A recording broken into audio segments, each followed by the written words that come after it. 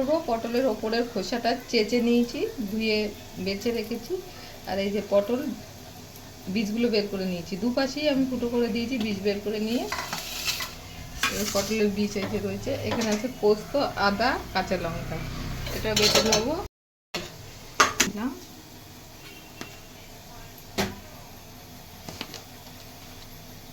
হলুদ দিলাম, পুর বানাবো এটা দিয়ে। এই যে এটাই ভাজা পটল ভেজেছিলাম, একটু কালারটা এরকম হয়েছে, এই তেলেই ভেজে নেবো। কালো জিরে দিলাম,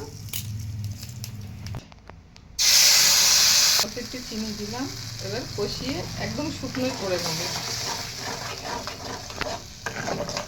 এই যে একদম শুকিয়ে গেছে, এবার ঠান্ডা হলেই পটলের মধ্যে ভরবো। পটলের মধ্যে ভরে নেব, হাত দিয়েই ভরতে হবে, নাহলে হবে না। হাত দিয়ে ভরতে হবে, চামচ দিয়ে ভরবো না, চেষ্টা করলাম। সব পটলগুলোর মধ্যে মশলা ভরে নেব, প্রত্যেকটার মধ্যে মশলা ভরে নিয়েছি। এবার ভেজে নেব।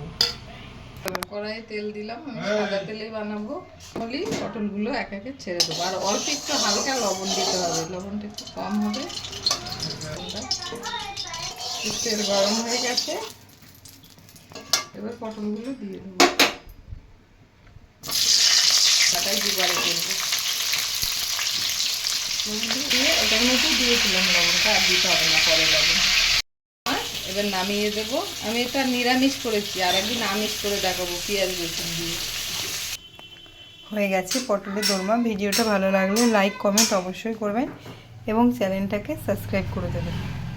আমাদের এই ভিডিওগুলো যদি আপনাদের ভালো লাগে অবশ্যই কমেন্টে জানাবেন। ধন্যবাদ।